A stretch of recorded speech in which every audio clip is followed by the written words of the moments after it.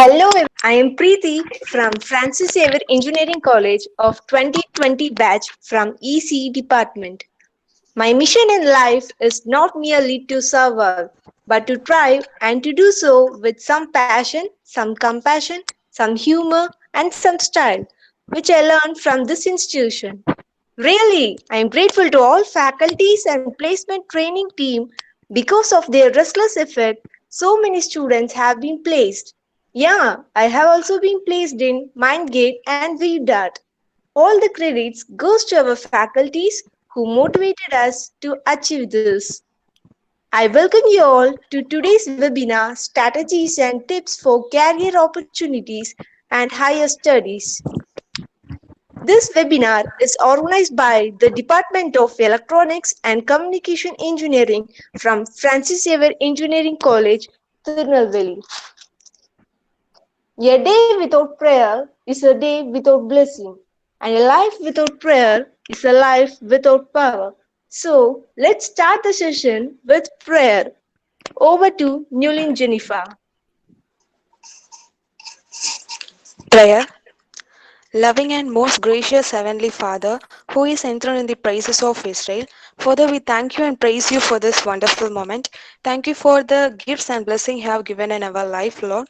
We are going to start this webinar by thanking you, Lord. At the start of this webinar, strategies and tips for career opportunities and higher studies, we need your presence, Lord. As your word says, day after day they pour forth speech, night after night they reveal knowledge. Bless and enrich our resource person and pure your knowledge, wisdom, understanding to deliver the informative presentation for us. Bless the organizers, coordinators, and our HOD ma'am who helped for this webinar, and bless each one of the participants to get the immense knowledge.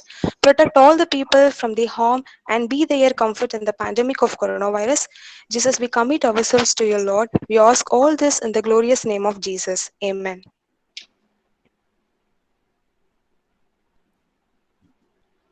Now, I request Dr. A. Andrew Robert, Assistant Professor of ECE, to give welcome address.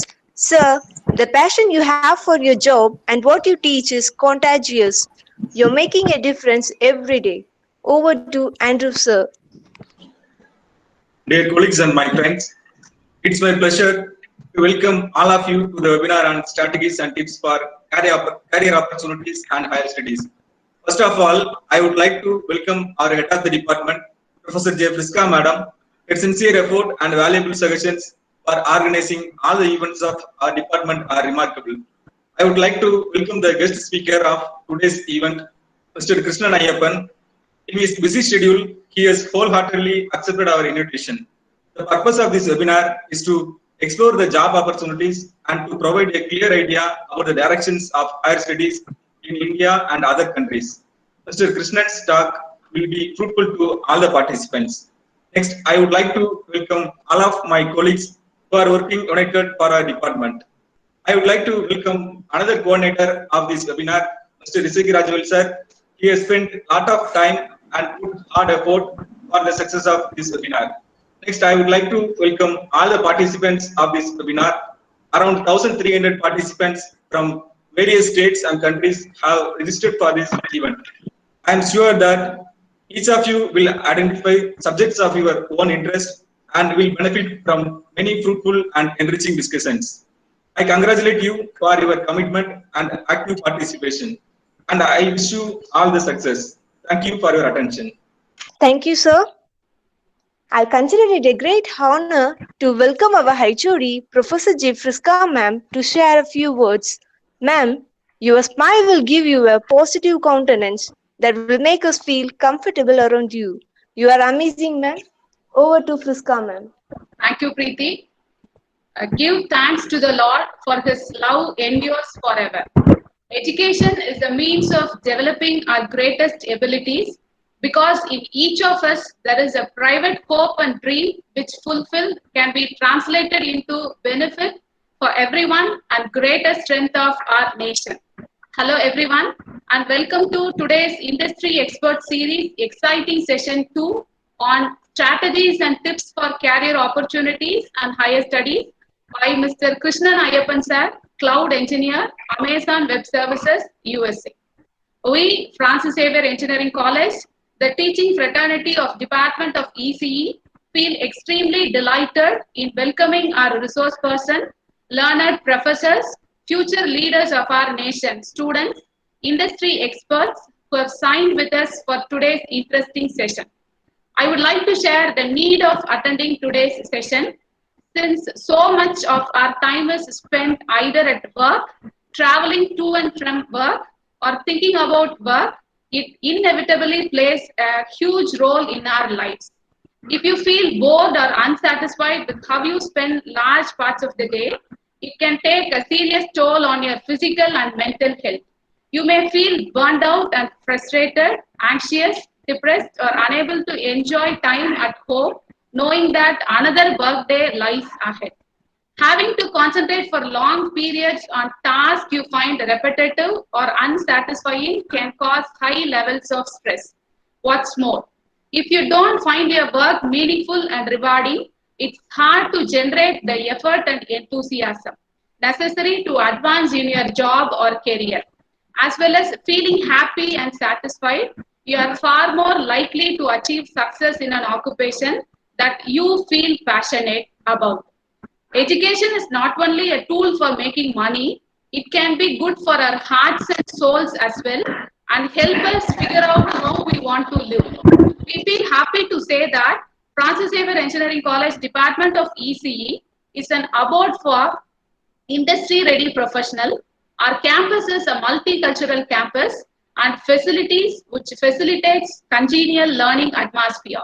We have holistic association with Texas Instruments, National Instruments, Weekend Pro, Dell EMC Square, VMware, Cisco, and so on. Our students are sent to companies and industries for implant trainings on a regular basis. We have remarkable placement record. We feel extremely happy to say that our students got placed in TCS, CTS, Infosys, Sirmatech, Mobius, SmartDB, Alsec, Mindgate, VDOT, and so on. I don't want to take much of your time. Today's resource person would share the strategies for career opportunities and higher studies. We wish all the delegates a great session ahead. Thanks. Thank you for the opportunity given. Thank you, ma'am, for your fabulous words. Now, I would like to call upon my friend Kirtiga to give introduction about our chief guest. Over to Kirtiga.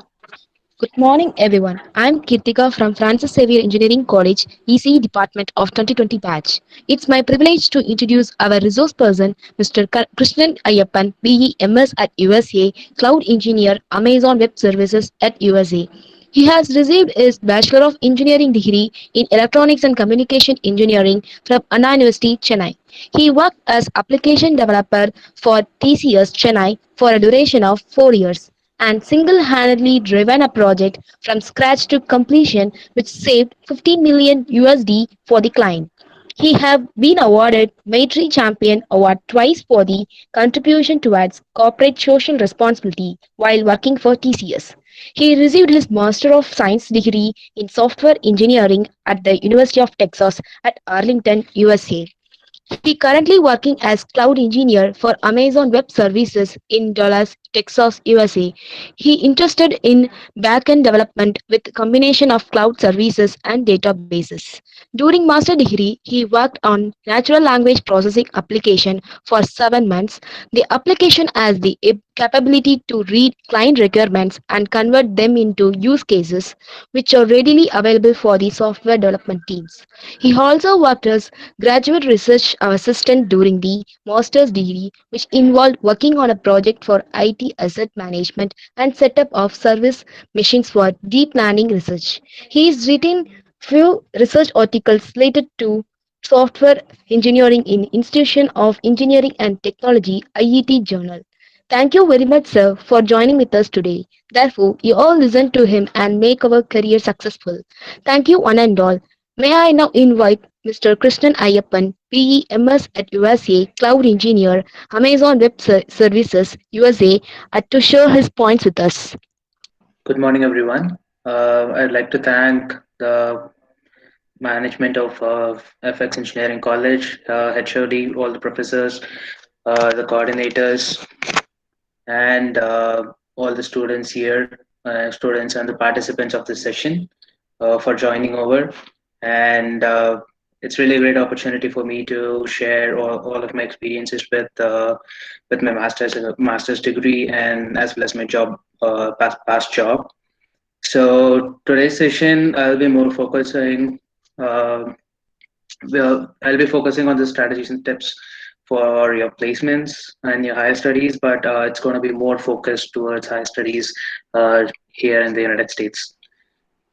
So thanks for the quick intro.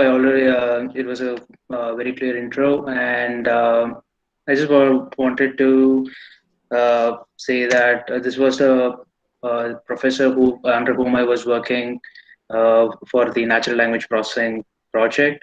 I just wanted to add this. This is one of the textbooks that's like followed by uh, a lot of universities across the globe for software engineering studies. And Professor David Kang is my professor, and I did natural language processing research under him. So fine. So I see that a lot of people here, a lot of participants here are in your final year, and glad to know that a lot of people have got placed in various companies. So congratulations on that, first of all. So after a bachelor's, the various options that you have will be like placements. You can do freelancing. Freelancing is something uh, that's getting an attraction in the recent times, and we'll talk more about it shortly. And higher studies and entrepreneurship. So I'll just talk about add a few points about freelancing and entrepreneurship, and let's focus more on placements and higher studies here. So freelancing is something like you'll not be employed with a particular company for a longer period of time. You're not going to be an employee for the company continuously. You're not going to be a full-time employee, but you'll be working on one of very few projects with the company. So startup companies, what they do is like instead of hiring full-time developers or full-time engineers, what they do is they look for freelancing engineers who will be working for the company for like a short-term project of like 3 months or 6 months, like that. And entrepreneurship, you all know about it, and I'm not so good at entrepreneurship, so I just wanted to add it as an option that you have here after your bachelor's degree. So let's go further. So with the placements, yeah, there are two options that you choose, and basically I did my bachelor's degree from in the field of electronics and communication engineering. So I have the options of in the IT industry and core industry. So generally, IT industry is like every company have their own way of assessing the candidates. So if it is a big company like multinational companies like TCS, CTS, Infosys, and all of these companies, they have company-specific assessments. They have their own patterns. They have their own weightage to each of the stage. They have different rounds of interviews, and which most of you will be aware of already. And AMCAT is an examination that is accepted by a consortium of companies like Wipro, HCL, and I think for a few job positions at CTS and Infosys, they do accept AMCAT scores as well. So here, I would like to introduce you the TripleByte platform. TripleByte is a platform where you can uh, solve coding challenges. I know, like I guess that a lot of people here are from the computer science background or software engineering background as well, and candidates will be here who are trying to get into IT companies. So TripleByte is one such platform that you can utilize. So in TripleByte, you will be given challenges that you will be solving on a day-to-day basis. So it will be like a good practice for you. So some companies who do not have want to spend time on technical interviews, selecting candidates, and all of these interview processes. They outsource it to TripleByte, and TripleByte takes care of the technical interview process. And if your performance is good in the challenges that you solve on a day-to-day basis, you'll be climbing up the leaderboard. And based on the language that you choose to solve all the challenges over here, you will be called up for an interview, and once you crack the interview, you will just have a HR round at the company, and you'll be in. So mostly the HR round will be to discuss an offer and all of these stuff. and that's it. So that's the whole purpose of Triple Byte. Triple Byte serves as a platform for both practicing coding as well uh, as like it's a good platform for recruitment. And coming to the core industry like already professors and head of the department here, they know more about it than me. So I just wanted to add it as an option here. So core industry, you can some companies have their own company specific assessments and interview process. And yes, for PSUs like these public sector stuff, you can write gate examinations and yes, okay.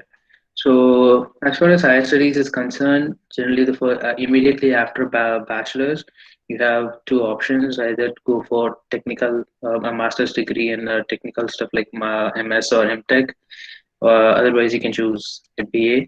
And yes, there are some opportunities where you can do a master's to PhD as a sandwich course. So that is also available. So coming to the management studies, the options that you have will be, the CAT examinations. CAT examinations is the entrance, common entrance examinations to get into the IIMs and a few other management institutes who accept CAT as the uh, eligibility score to get admission into the university or the college. So we all know that it's one of the hardest exams to crack. It needs a lot of effort, like at least 6 months to 1 year of full time effort into it. And it's held every year in the month of November. And this year, the registrations are going to start in August, and the exams will be in November, and you'll get the results in mid-January next year.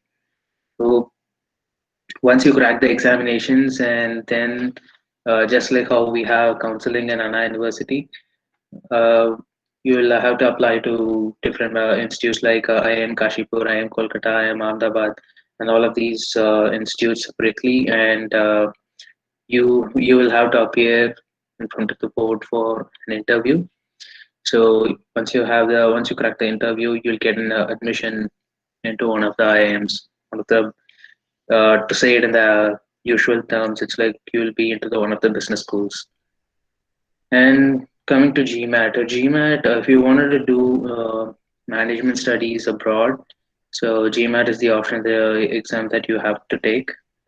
CAT examination or the CAT examination scores are not considered anywhere outside of India, uh, or to be very precise, anywhere outside of the Indian subcontinent. So you'll have to take the graduate management admissions test, GMAT. And the good thing with GMAT is you can take it at any time of the year. There is no specific month in which you have to take the examination. It has like rolling uh, dates. So dates will be available on around the year, and you can book a register for the test at any time of the year based on the admission admission season that you are targeting. And by admission season, I say that unlike India, outside of India, what happens is admission happens in two different semesters, fall and spring. Fall semester is the one that starts in the month of August, and spring starts in the month of January. So admissions can happen in any of the semesters, and people will graduate from the studies in any of the semesters. It doesn't run by academic year to academic year basis. It runs on semester to semester basis. So the fees will be like $200. Currently the fees is $200 for the just for the examination, and the interviews,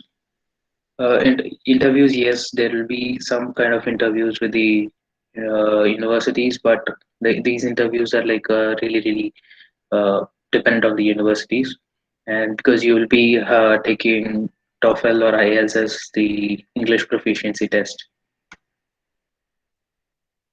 Coming to Masters of Science, MS. So for MS, by default, no questions. You will have to take the GRE examination, it's called graduate record examination, which is hosted by ETS. ETS is a non-profit organization who conducts this examination, and ETS is the same thing. They conduct the TOEFL examination as well. So currently the fees is $205 for this, and it's like you will have like two aptitude sections, two verbal sections, one analytical writing. Analytical writing will be like one will be an essay, and another question will be you will have to talk for and against a particular topic. So like for like half a page or a one page, like 800 words will be the limit. 700 to 800 words will be the limit, I guess, if I remember it correct.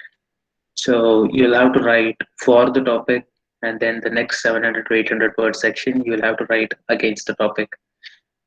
So, and one will be an unscored section, and the other will be a research section. The unscored and research section can be anything. The unscored section, they will test new kind of questions. Is it too hard for the candidates, or is it too easy for the candidates, or is it able to, or is it set at the standard? This is just for their research purpose and for improving the examinations in the upcoming days. And the questions that you answer in the unscored section will not be considered at all. And same goes with the research section also. They try out in unscored section they increase or decrease the difficulty, and in research section they come up with different types of questions, like say for example, instead of some other topic they bring in syllogisms, or like let's say like time and speed. Instead of time and speed they bring in syllogisms in quantitative aptitude section. And the trickiest part here is you will never know which section is unscored and which section is research. So you will have to answer all of the six or seven sections, uh, as if you are going to be scored for all of the seven sections, but no, only two quantitative sections, two verbal sections, and only one analytical section is going to be considered for your score. And JRE is scored on a scale of 340, 170 for quantitative aptitude, and 170 for verbal section. And your analytical writing will be for on a scale of five, or on a scale of six. And it's adaptive. By the term adaptive here, I mean that you will get a quantitative aptitude section, and then a verbal section.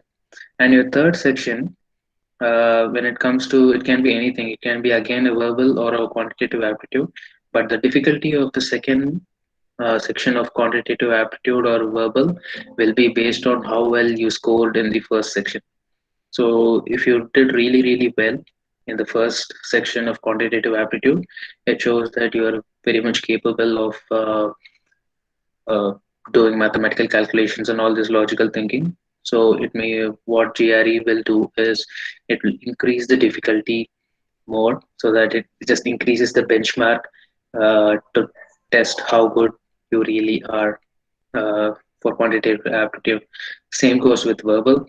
If you, just in case if you didn't score well in the first section of quantitative aptitude, then what happens is that it will reduce the difficulty of the second section that you get, so that you really so that the examination is not so tough for you, and it is uh, it is at the level that helps the board or the examination, the board that hosts the examination, to test your ability accurately.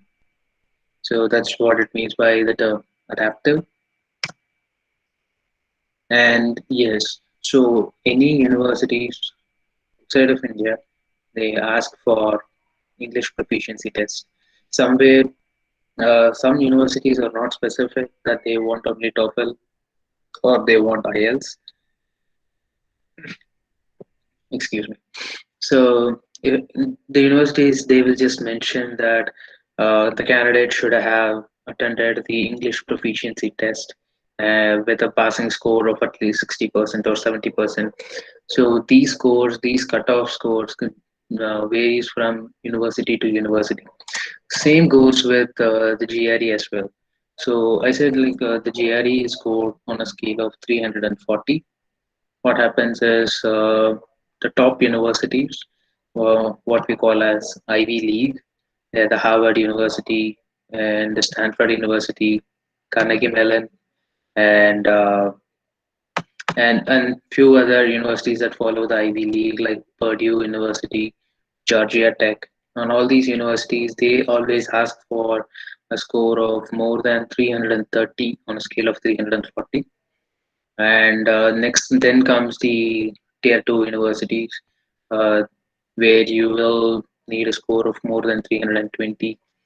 And by default, if you want to get into a decent university in the United States, then you will have to have a score of 300. So same goes with the TOEFL. For master's degree, you will have to have a score of at least 80 plus, and some universities they ask for a 90 plus score on a scale of 120. So it has four sections. One is reading, listening, speaking, and writing. So in the reading section, it will be like reading comprehension, testing your vocabulary, and like something similar to like pressy writing, or not pressy writing. It's like just like reading comprehension, and there is another format in TOEFL. And as with listening is concerned, you'll listen a conversation or listen a small piece of lecture or something, and you will be asked questions on that just to test how well do you listen and how quickly you grasp information and how well you perceive it. And as with the speaking section, you will be given a one line topic, or you will hear an audio and then you will have to talk about that audio. And with the writing section, it will be like writing an essay, writing your opinion on something, writing for and against a particular topic. So this comes in the writing section. So this is also hosted by ETS, and the fees currently is 180 US dollars.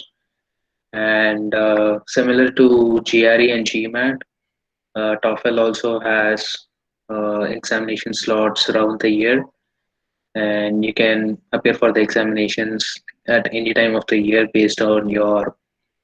uh, based on the admission season that you are targeting. Then comes IELTS. So IELTS is one another option. So IELTS, I would say like both TOEFL and IELTS are accepted across the globe. But in some cases, IELTS is more accepted than TOEFL scores. So if you take Canada, uh, Germany, and if you want to go to Ireland or Australia and New Zealand, all of these countries they accept IELTS score. IELTS is hosted. It's managed by British Council, IDP, and Cambridge English. Cambridge Assessment English. Cambridge Assessment English is the one that's conducting the BEC course, I guess, British English course, if I remember it correct. So the fees varies from 215 to 240 US dollars, and same goes with the format: reading, listening, speaking, and writing. Usually, uh, TOEFL is something that you go to a center and it's a IBT. IBT means it's an internet-based test. So you will take all of the reading, listening, speaking, and writing sections. You will be in front of a PC, and your speaking will be recorded, and someone will be assessing it, evaluating it, and giving you scores. And anybody has any questions? If you have anybody has any questions right now, I can quickly answer it, or I'll take it at the end. Any questions you have? I hope you don't have like you all. Uh, I am audible to all of you, and I don't. I think there is no interruptions or anything in it. Yes, sir, your voice is audible and your presentation is also excellent. All right. Thank you so much, man. Okay, fine. So if anybody has any questions, you can keep posting in the chat, and during the end of the session, I can take all of your questions in again.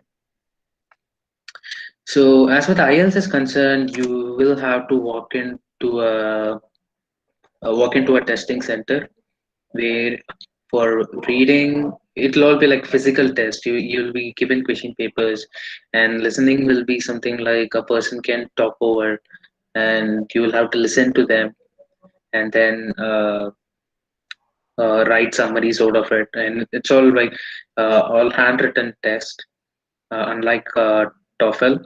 And as with speaking, you will have to talk to a person who mostly will be of the uh, British origin.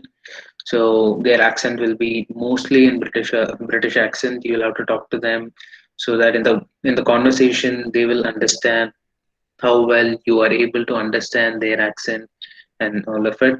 And same goes with writing. Writing, you'll be asked, you'll be writing it physically. It's a handwritten test, and maybe now due to COVID-19, the IELTS will also be an online proctored examination where you will, just like this, you will be sitting in front of a webcam where someone will conduct the examination for you. I do not know what are the other changes that have been made right now. As far as I saw, there are no slots for IELTS right now. So I don't know how they are conducting examinations right now, but generally the format is like you'll have to walk into a testing center and uh, get the test done. And IELTS can also be attended on. It's not just for higher studies or something. So just for example, for Canadian immigration, if you want to apply for a job in Canada, if you want to move from India to Canada and start working there, then I would say, Canada is asking for IELTS score as well. This is just to prove how good you are good at English. And all these examinations, be it GRE, TOEFL, or IELTS, uh, mostly they are good for the score is valid for 2 years. So if you take now it is 2020, we are in the month of July. So if you take so let's assume that you take the test in the month of August. If you take the test in August 2020 and you crack the test, and the score will be valid until August 2022. And from September 2022, the score will no longer be valid. And to show your proficiency, you'll have to take the examination again. So this applies to all the examinations, GRE, TOEFL, and IELTS. Any examination that comes with a validity. I mean, your scores valid has a limited period of validity for all these examinations. So, as I said earlier, though we are covering different topics, I just slightly touched upon different topics, and it's going to be more focused on MS and doing a master's degree here in US, because that's what I know the process end to end, and I can explain to you all really well. So generally, the admission criteria, as I said, the universities will set a GRE score as one of the biggest criteria here in the United States. So so the university that I joined, it asked for a minimum score of 305 out of 340, with 145 plus in each section. So the sectional cutoff also matters. And in some universities, they ask for a minimum of 150 in 155 in quantitative aptitude and 155 in verbal. So they have some universities set up sectional cutoff also. And TOEFL or IELTS score. Yeah, I mentioned about TOEFL score. It will be at least 80 for master's degree applications, and at least like 95 plus on a scale of 120 if you are applying for a master's and PhD sandwich course. And for IELTS, a minimum of 6.5 on a scale of 9 is required.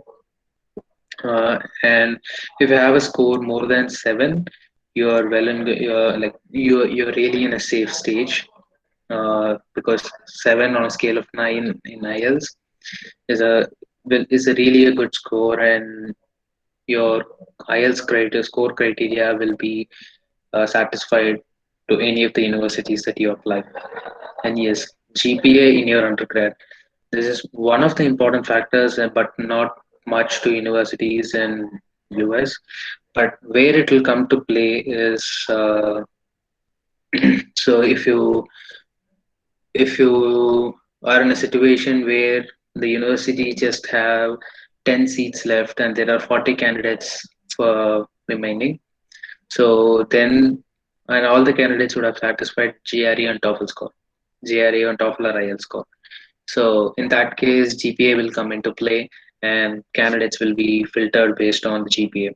So why this is an important factor is, say, let's consider that you are applying for a master's degree in electrical engineering. So if you're applying for a master's degree, and there are only 300 seats left, usually in the fall semester is the major admission season, and in the fall semester there will be around like 300 to 400 seats left for the electrical engineering course or electrical engineering major. And for based on the university's reputation internationally, what happens is there will be like 600 applications or 700 applications uh, just for this 300 350 each. So the acceptance criteria or the acceptance rate becomes half. So out of the 700, the university can accept only 350. And whenever you search for an university, you will see a number saying acceptance rate 42%, acceptance rate 33%. So that shows how good the university is. As the acceptance rate goes less, like when it goes to tier one universities, what happens is the acceptance rate goes very as less as like 15%. So if 1,000 candidates apply for a admission, and only 150 students are accepted in that cases.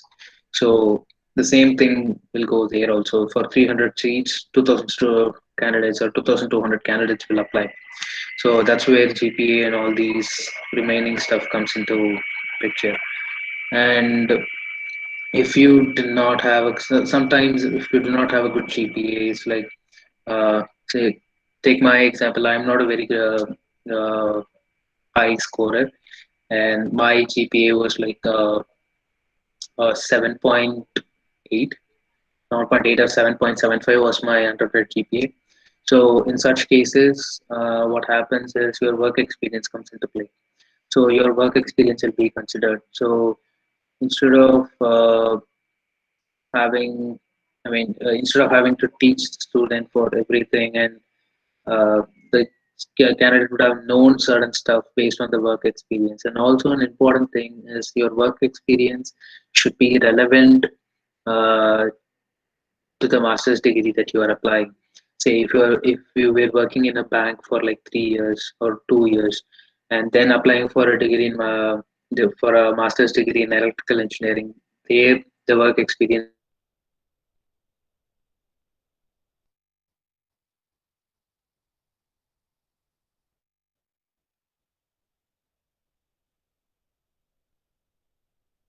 So application developer for more than for almost 4 years, and the degree that I applied was for software engineering. So I feel that my work experience would have added more weight to the uh, in my admission criteria. So this admission criteria majorly applies for the universities in US, and German universities are always different. So German universities, many students go there for two major reasons.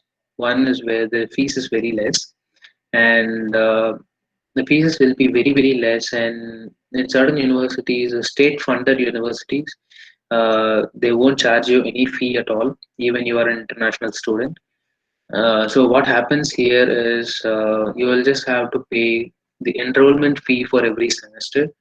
It will be around 100 to 200 euros, or maximum like 300 euros that you will have to pay to the university. Otherwise, there is no additional fee that you will be paying to the university for your enrollment there. But here, German universities, you need not take GRE examination. GRE is not a required criteria for German universities, but GPA is highly important. GPA is considered very, very important because GRE was the, as GRE is waived off, as GRE is not required, they need some criteria to filter the candidates. So GPA is very, very important if you are applying to German universities. And as given here, it's 7.5 on a scale of 10 is a minimum GPA. And if you have a very good GPA of 8.6 or 8.9 or above 9, very well and good. If not, if you're a candidate like me who had a GPA of like 7.75 something, then all other stuff like IELTS score and work experience, a relevant work experience, and papers that you publish in journals or whatever, all these should be there to increase the weightage on your profile. And yes, the German universities are really, really good for automobile engineering, mechanical engineering, and yes, electrical engineering. So, to all the electronics and communication engineering students here, I would like to add that in universities outside of India, very less universities they have a specific department called electronics. So what happens is, though, if you could not find electronics as a separate department or telecommunication as a separate department in the university, look out for the courses in the electrical engineering department, because what happens is under the under the electrical engineering department, a major is added. A major, as in, I would say it's a section of study or a group of subjects or group of courses together. That's where you will find all the electronics studies there. So what will happen is, if you want to do a master's degree in electronics, then you will come here for a master's degree in electrical engineering. But the courses that you take, by courses I mean the subjects that you take here, you have to choose it. You have to talk to your advisor, you'll have to talk to your professor, and you'll have to choose it in a way that your area of concentration or the area of interest is strictly towards electronics. So, yeah, this is about German universities. And yes, this is a really, really lengthy process. And I would say this whole process, right from the admission, from the GRE examination up to your attending the visa interview and traveling, uh, for me, it took around 18 to 19 months. So I spent like 1.5 years, and the reason is I'm including the GRE and TOEFL preparation times as well. I was working when I was preparing for all these examinations, so it took really, really long time to prepare. Uh, but what happens is you'll have to take the GRE examination, TOEFL's and IELTS examination, then prepare your statement of purpose. The statement of purpose, or very commonly called as SOP.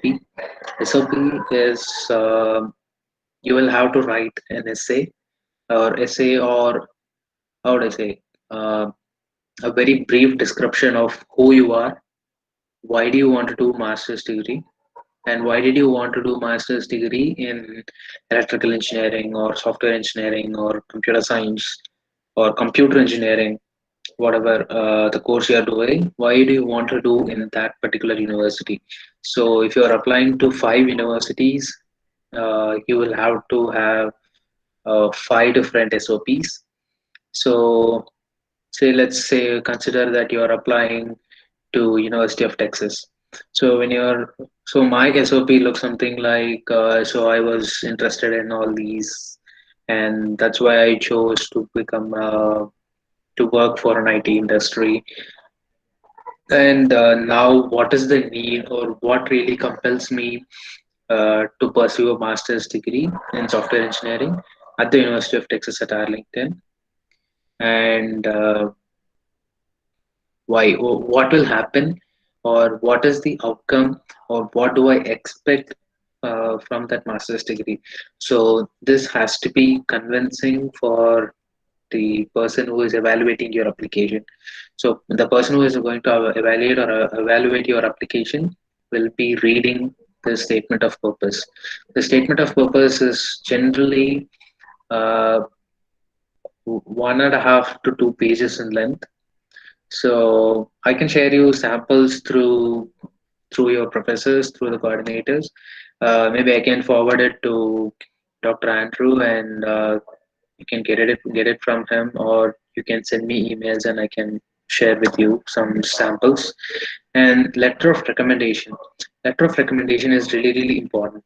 So why letter of recommendation is important is, yes, you're writing the examination. Yes, you're writing the statement of purpose, but they know. So the person who is evaluating your application knows you technically. Technically, as in they knows your ability. But as a person, they need to know how good you are at stuff. So generally, letter of recommendation letters, you can get it from your HODs, or if you are working for a short while, then you can get it from your managers, or anybody that's not related to you by blood, like not from inside your family. It has to be from your professors, or someone who supervised you, or someone in uh, a leading position, or someone above you, not your colleagues or not your classmates, not your friends, like that. It has to be head of the department, so professors, and your managers, and so someone like that. And resume. Your resume is very important here, because that's what it says beyond your GRE and IELTS score, who you were, what you were doing. So now you may ask, what is the difference between a resume and a statement of purpose? So the difference I would say is, resume is about what or who you are, and statement of purpose is more of a question, more of a why question. Why a master's degree? Or it's just like the question that's been asked in companies interviews. If you go for an interview in CTS, the question will be, why do you want to join CTS? So it's similar. SOP is an answer for why do you want to join this university. And transcript evaluation. So transcript evaluation is something like,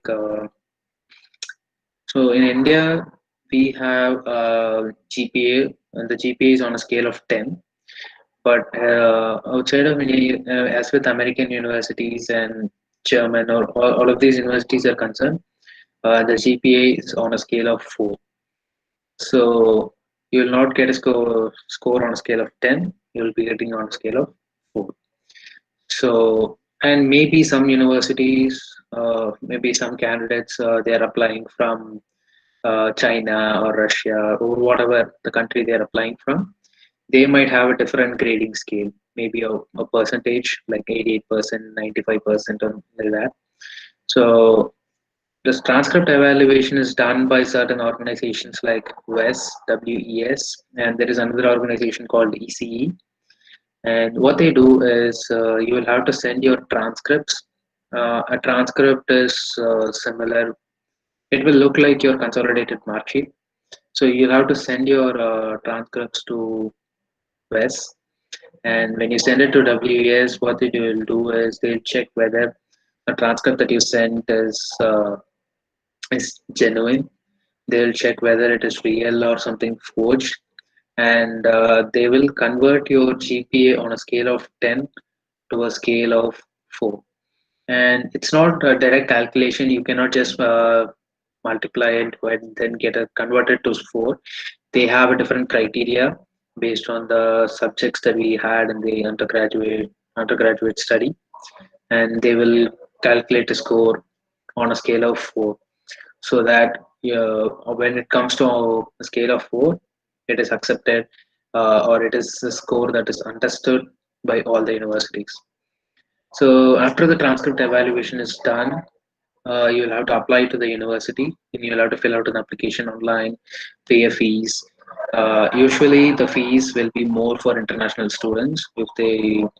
If a local student, like if an American is applying for a course, the application fee will be $35.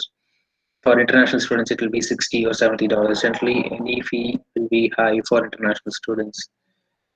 And then comes the UG transcripts that you'll have to get it from Anna University, Anna University directly. And if your college is an autonomous institution or whichever board that is conducting your examination, you will have to get the transcripts from them. And once you receive an admit, you will be asked to show liquid funds. So the liquid funds is this is a very crucial stage, and sometimes this becomes a very difficult stage because say for example, if your study at a particular university costs $20,000 per year, you will be asked to show $20,000 in your bank account.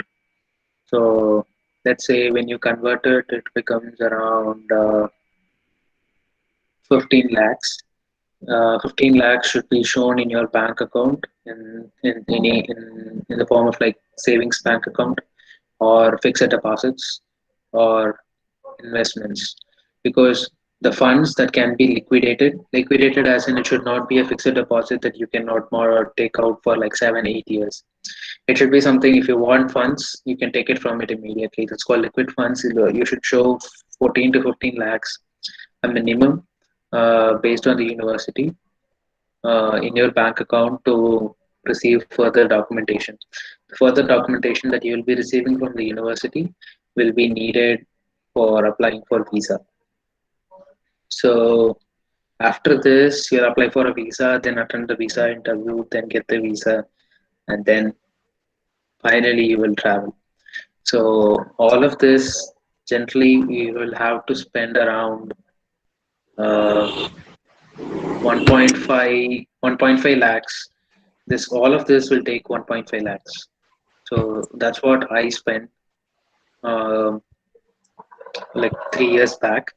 And now also 3 years back, the US dollar, $1 was converted to 63 or 64 Indian rupees, and today it's around 75, 76 Indian rupees. So considering that as well, 1.5 to 1.6 lakhs will be the expense right from the GRE examination up to travel.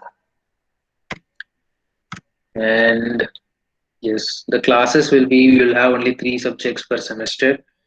And okay, I'll quickly do it. I think we are over 1 hour. So you'll have 3 subjects per semester. 3 subjects might sound very less, but it's going to be, so you will be super busy here.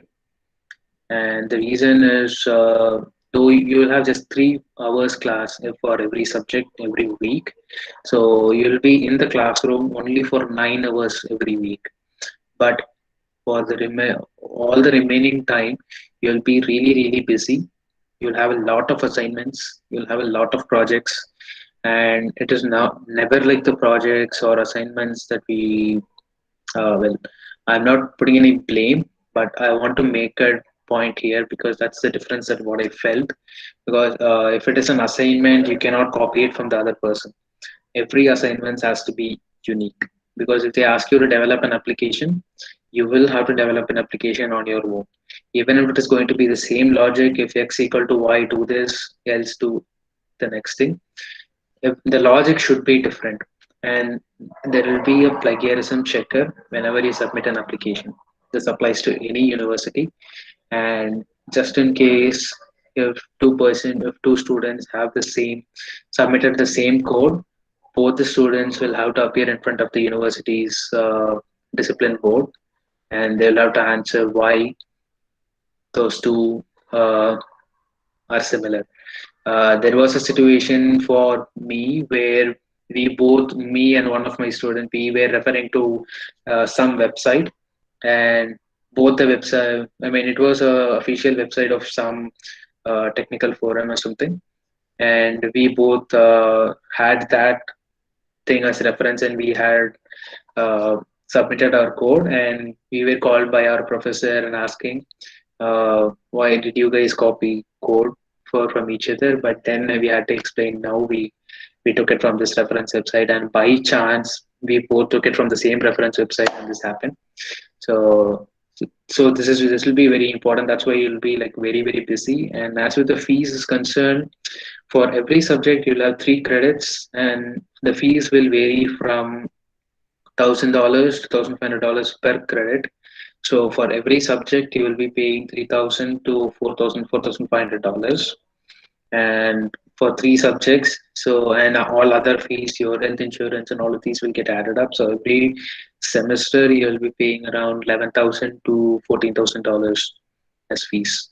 And prerequisites may be added. The prerequisites thing is, I did my bachelor's degree in electronics and my master's degree was in software engineering. So I had to take 2 subjects from the software engineering undergraduate studies, so that gives me an eligibility to get in to take some master's level courses. And yes, finance management. I was talking about a lot of expenses. So how do you manage finances? So excuse me. So you can be a graduate teaching assistant. A graduate teaching assistant is someone who will be with the professor. Uh, so, say for example, if I am the graduate teaching assistant under the HOD ma'am, under HOD ma'am. So what I will be doing is HOD ma'am will come to the class. She will teach and she will conduct a test. And after the test, she will collect all the answer sheets and she will give it to me. And I will have the answer key, and I will not be a student of that class. So what happens here is, I will value the paper given by students based on the key, and I will submit it to HOD ma'am, and she will, once she approves it, the scores will be released. So graduate teaching assistant is going to be it's a student job. A student will be assisting the professor in grading examinations, in grading assignments, in grading all the projects based on the key given by the professor. So graduate research assistant. Graduate research assistant, if there is a, say, let's take, there is a VLSA lab in your college, and if there is a big project, a funded project that comes in, there will be student opportunities that's given.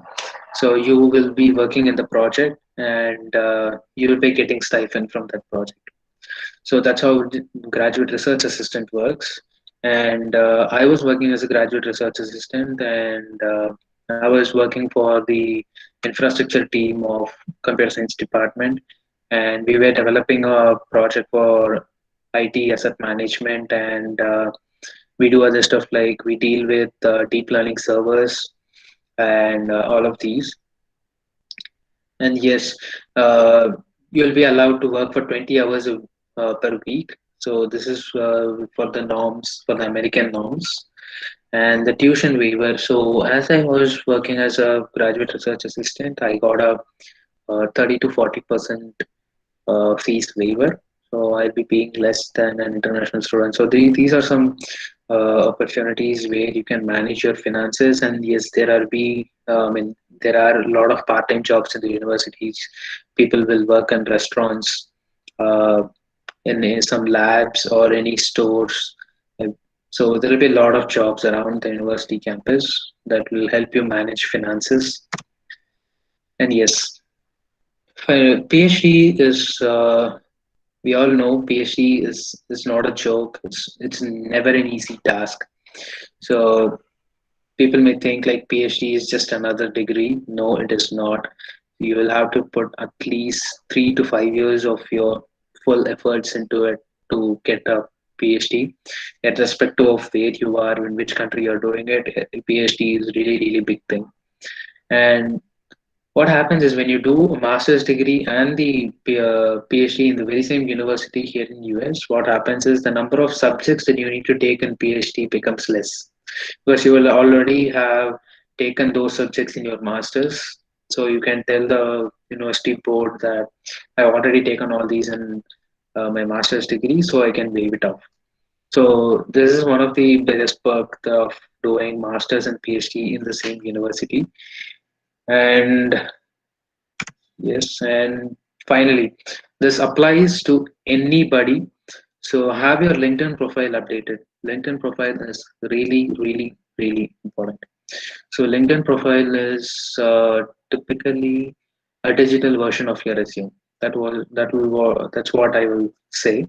And GitHub profile. So particularly if you are a computer science major or who's doing a lot of individual projects, or who have done some projects for some startup companies, because I was developing a website for a startup company in India. So all those projects will go into the GitHub profile. So when recruiters look into your GitHub profile, they will get to know the way you code, uh, the way you manage your repository, the GitHub repository, and all of these. And yes, this can apply to all of the electrical engineering students or electronics or mechanical or any department of students. Just have a way to project whatever the projects that you have done in the past. And your resume, you will have to update your resume every 2 to 3 weeks. Yes, you might ask a question back saying, what am I going to update in every 2 to 3 weeks? Uh, I'm not going to complete my bachelor's degree in 2 to 3 weeks. What is the need to do it? Even whenever you check it, you'll have a feel, or there will be some point where you will have to change or update something in your resume to make it better. So every 2 to 3 weeks is an ideal time to update your resume, and it's not a joke. It's true that it takes 21 days to complete your resume. And the same question, start your resume today. Say what day is it today? It's 3rd of July. Start it today. It will take at least until 20th of July to get a fair version of your resume. And every time you open, you feel that I have to improve this, I have to improve that, and you will keep editing it. And only by the end of this month, you will have a resume that you are satisfied about. And what I would say is take this website, topresume.com. Once you have a very good version of resume, you can send your resume to topresume.com and they will review it and they will send it back to you. So, but from the second review, you will have to pay a lot. I think they charge around 50 US dollars or 150 US dollars. So that's really high. So the first review is free. So you can make use of it. So resume, something that's going to show you, uh, or something is going to project your skills and stuff when you're not around. That's it. That's all I have for today. And if you have any questions, I can take up right now. Or if not, chat. Uh, so a question to the coordinators. So is chat the only option for the attendees to ask questions, or can they unmute and ask? If they are ready to unmute their mics and ask, I'll be free to answer. Anything is fine. Sir, for your kind information, we have got around 10 questions in the chat box. Okay. Shall I read it one by one? Or if it consumes time, we can send this question to your mail ID. Or Okay. if you can spare your time, we'll read the question one by one, sir. Anything fine, ma'am. It's not about my time. It's Okay. about like a lot of attendees here. So I can take the questions even now. Then I'll read the question one by one, sir. The first Sure, question ma'am. is how COVID impacts placements and higher studies. Okay, a really nice question. So as far as COVID is concerned, some bigger organizations or bigger tech companies like Google, Facebook, and Amazon, they have not stopped hiring. They are still hiring uh, because the requirements have gone high, and now all these being cloud providers, Google, Facebook, Amazon, and all these companies being cloud providers. And now with COVID-19, there has been an increase in demand to have everything in the cloud so that you can access it from anywhere. So with these companies, yes, the demand is high, or the demand has not gone down, or the hiring has not gone down. But with other companies who are facing, who are not exactly in the cloud business, or a business that has been disturbed too much, or that has been impacted too much by COVID-19. So what happens for these companies is, yes, the hiring is a bit less now, and the COVID impact, yes, slowly it will. Companies are trying out ways to bring them back. And as far as the higher studies is concerned, a lot of students have deferred their admission from this fall. So ideally, students should be joining next month, in the month of August. So they have postponed their admission from this semester to the next semester that starts in January. So the impact of this will be when you apply to the semesters next year, uh, the competition will be really, really high. So instead of like 1,000 candidates for 200 seats, it will be 1,500 or 1,600 candidates. So the competition is going to be really, really high, and getting an exam slot is also going to become a challenge. The next question is, which time of the year IELTS occur? IELTS is also goes round the year. It has just like GRE and TOEFL. You don't have uh, you don't have specific dates. You can register for the examination round the year, and you can attend the examination at any time of the year. It's just based on the slots that are available on the particular day and the particular examination center that you choose. The next question is, can you suggest some very good centers for getting coached to take up the TOEFL exam? TOEFL, I would better say go for self preparation. I did not go for any classes. There are a lot of material that are available online. So I always went on for my own preparation. So yeah, so the thing that why I did not really uh, choose to go for classes is that I'll have to spend time for it. So than just studying, traveling to the coaching center and coming back from the coaching center, preparing for it, I'll have to allocate extra time for that. So by that time, I can invest it on studying. And yes, for more materials, I have visited a lot of libraries. Uh, yeah, I was in Chennai when I was preparing for all these examinations. So what I used to, so you all know Kanimara Library. So during weekends, I'll be in Kanimara Library for like at least 3-4 hours so that I get books, so I can practice more problems for all of these. And for TOEFL and IELTS, better I would say there are a lot of websites that give online courses, and now online courses is the only option. You can take some online courses, but don't really spend too much on courses because they charge you like 10,000 or 15,000 easily. Don't spend it. Just go for self preparation. Self preparation is sufficient. Thank you, sir. The next question. If the score is good in IELTS or TOEFL, do we get any scholarships or reduction in the fees for taking up that course? Simple answer. Sorry to say like this. No, you don't, because uh, TOEFL or IELTS is just a way to prove how good we are at English, and that's it. So this doesn't get you any scholarships. Fine, sir. Can you tell some job opportunities available? So, as for job opportunities are concerned, yes, I wanted to add this to the presentation. I forgot, and thanks for bringing up this question.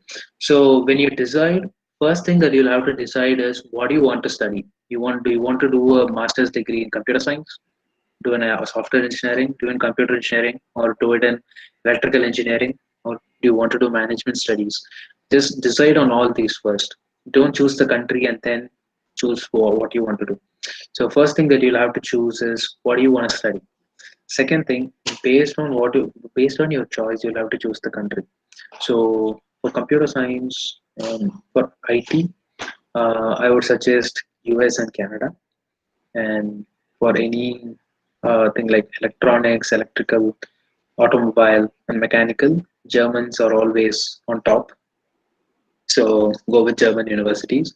But as with jobs are concerned, yes, there are job opportunities in all the countries. But you will have to look for the uh, how long is the visa and how long you can stay in the country to work, and all of these are there. And talking about job opportunities, it's not something that I can easily explain. Maybe I'll give my email address. You can send me an email and we can talk more about it over an email. Fine, sir.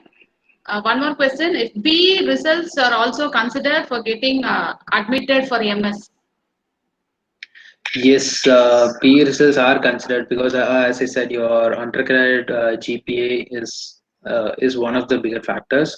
So, students who want to do it right immediately after your bachelor's degree, what will happen is by the time you apply, only the results of 6 semesters will be available. The seventh and eighth semester mark sheets may not be available. You will just have the result uh, from online. So in those cases, what you can do is you can reach out to your professors or your HOD or your college management and ask for an attested copy or a thing that is available with the college seal, so that you can apply for the university. And later, when you join masters, you can submit the consolidated mark sheets later. But yes, PE scores are also important. It's one of the biggest factors, and as I said, for German universities, is one of the main factors for your admission. So this answer will be highly helpful for our college students, sir. Finally, the last question. Can you please tell about the valuable courses in MBA for engineers? MBA for engineers. So I would say, see, MBA is something. It is completely out of engineering. So this relies completely what you are interested in. So and what you are really good at. So if you personally ask me, I would choose MBA in finance because I feel I have an interest towards finance, and if I had not become an engineer, I would have chosen maybe CA. So it completely depends on what you're interested in. Some will be interested in HR because they'll be good at people management. So if they have people management skills, they might get into HR, and some will be very good at marketing stuff, like marketing stuff as in uh, they know how to talk to people, they know how to deal with people, they know how to sell a product. If they know how to talk to people and how to take something to a person, uh, I would say marketing is the field that they should choose. And again, MBA is completely out of engineering, so it's completely based on your interest and your what you're really good at. And just to add one line, I would say, than being in a job uh, that everyone goes for, just choose a job that you really like, because you're going to be in the job for like 30-35 years. So 100% you have shared the facts, sir. So hope all the participants' questions have been answered. Participants, if you have any questions to be asked, you can unmute your microphone and then you can ask the question.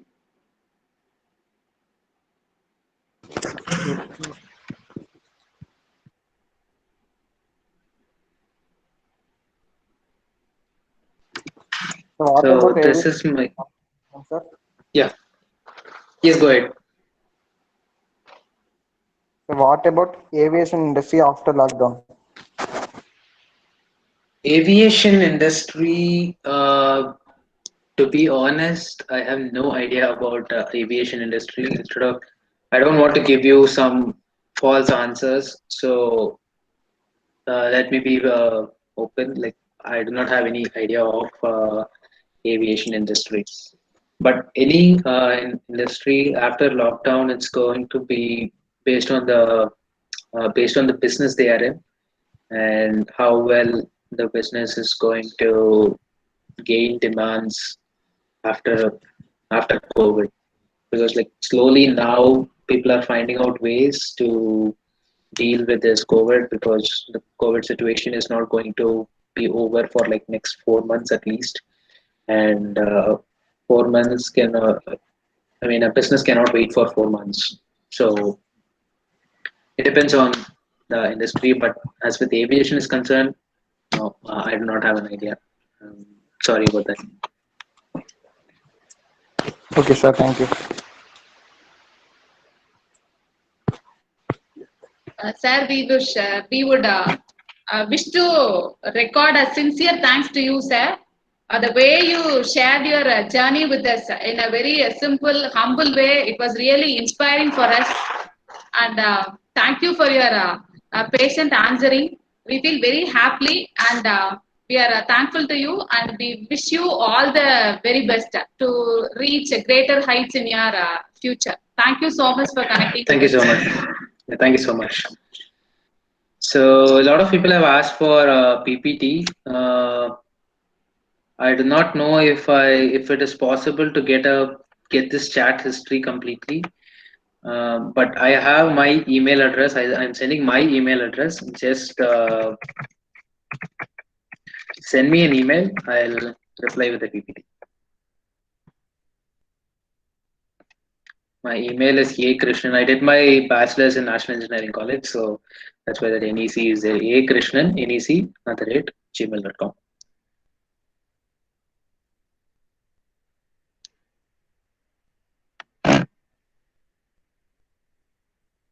Yes, yes. Thank you so much for all your valuable time. And if you need anything, you can send me an email to this email address, and I will get back or I'll reply back as soon as I could. And I hope the session was at least in a way, or it was in a way useful, or at least gave like one or two valuable points that you can start working on from today. So once again, thank you so much. Sir, we are honored to have you as our guest. Your generosity and thoughtfulness are very much appreciated, sir. Strategies and tips for career opportunities and higher studies.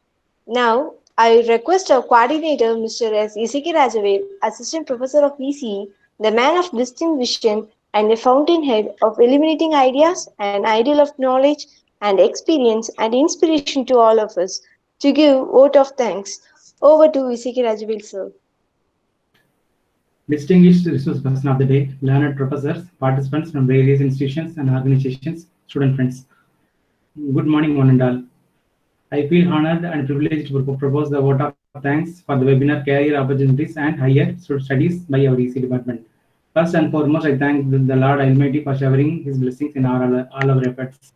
Next, I delighted to convey our sincere thanks to the speaker of today's event, Mr. Krishnan Ayyappan, Cloud Engineer, Amazon Web Services, USA, who has graced this event his busy schedule. I am sure that today's knowledge sharing is going to be highly impressive and motivating for the participants. Thank you once again, sir.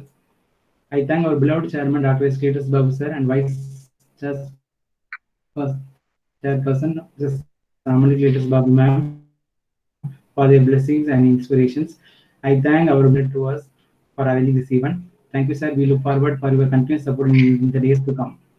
I thank our General Manager Development, Dr. K. Krishnakumar, sir, for all his guidance and motivation extended to us for arranging this event. I thank our expected principal, sir, Dr. Velmurugan, for his valuable suggestion and guidance for this event. My special thanks to Professor J. Priska, ma'am, HOD for their constant support and towards this event. I thank you, ma'am. Finally, I thank the webinar coordinators for coordinating this event in our institution, paving the way the intellectual growth of the student fraternity. I wish also to thank all the participants who have joined with us across the state, from abroad students and faculties from various departments in successfully organizing this event. Thank you all. Thank you.